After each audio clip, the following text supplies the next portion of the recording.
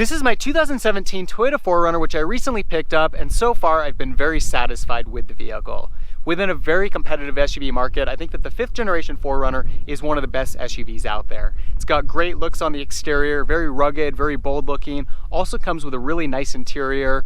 The 4Runner is one of the most off-road capable SUVs out there, coming very capable off the factory floor.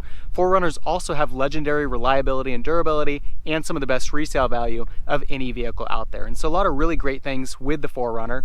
Although there are a lot of good things, it's also worth noting that this 5th generation model came to market in 2010, and despite a minor refresh in 2014 and another minor refresh for 2020, they haven't done much to update the vehicle since its introduction in 2010. And as a result, within this crowded SUV segment, it's starting to lag a little bit behind in terms of tech and luxury features, and there's some things that I really wish you could get on the 5th generation 4Runner. In today's video, I want to talk about 5 features that I would love to see on the 5th generation 4Runner and that I hope Toyota considers for the 6th generation model. Now, thanks to Audi, one feature that we've come to see is very regular throughout the auto industry is LED daytime running lights. And it's something that Audi first pioneered in the Audi R8 and started to carry throughout their lineup, something that we see in many other brands in the market today, from very base model entry-level vehicles up to really high-end supercars. And it's something that we see in a number of Toyota models as well, including the Tundra, the Sequoia, the Tacoma, but for whatever reason, they haven't carried that feature over to the 4Runner just yet. I can't explain why they wouldn't have included that, at least for the 2020 refresh on the 4Runner, but it's a feature that I would love to see for the 6th generation model.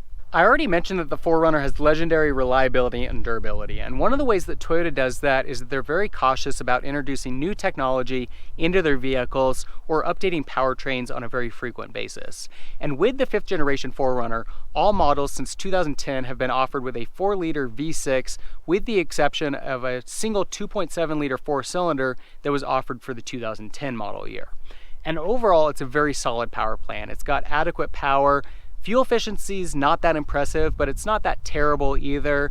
And obviously it's very reliable and very durable. And so a pretty solid power plant.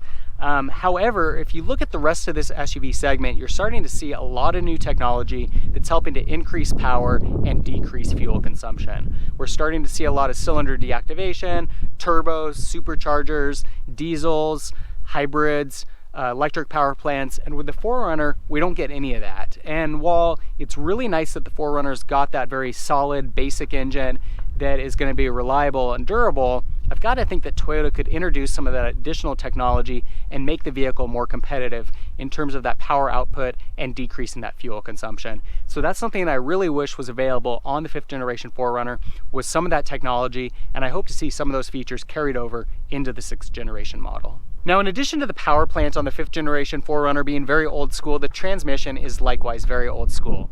With this vehicle, you get a 5-speed automatic, and that's in a day when we're seeing many automakers developing 8-speed transmissions, 10-speed transmissions.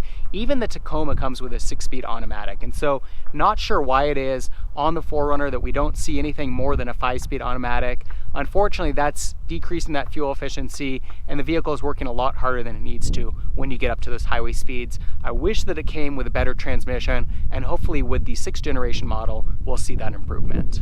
Now, while the 4Runner is a bit of an old school SUV, it still comes with a really nicely appointed interior. It's got a great look and layout to it, high quality materials, and a lot of really good available features and options. And one of those features that I really appreciate on the 4Runner, and which has really become a requirement on any vehicle that I purchase, is a set of heated seats. And that's because I live in a very cold climate, and when it's really cold outside and you turn your vehicle on, it takes a while for the heat to start working in the vehicle. But the heated seats are almost automatic, and so it's come to be a very convenient luxury feature. Along with those heated seats, what we're starting to see in a lot of other vehicles throughout the market is a heated steering wheel. And obviously this isn't the most crucial feature to make the 4Runner a successful vehicle, or make it something that would be appealing to buy, but it's a feature that is so wonderful. And if you've ever experienced one, you know what I'm talking about. Just like with the seat, how it warms up really quickly when it's a really cold day, having a warm steering wheel is amazing.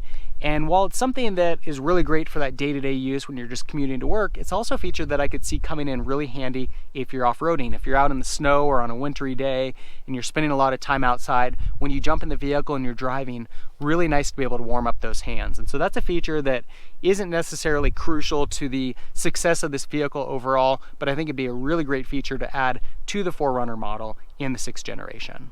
Now, if you didn't like my suggestion of a heated steering wheel in the 4Runner, you're probably not going to like this suggestion either. This is a feature that I came to love in my 2013 Audi Q5, and I think it would really enhance the 4Runner. That is a panoramic sunroof.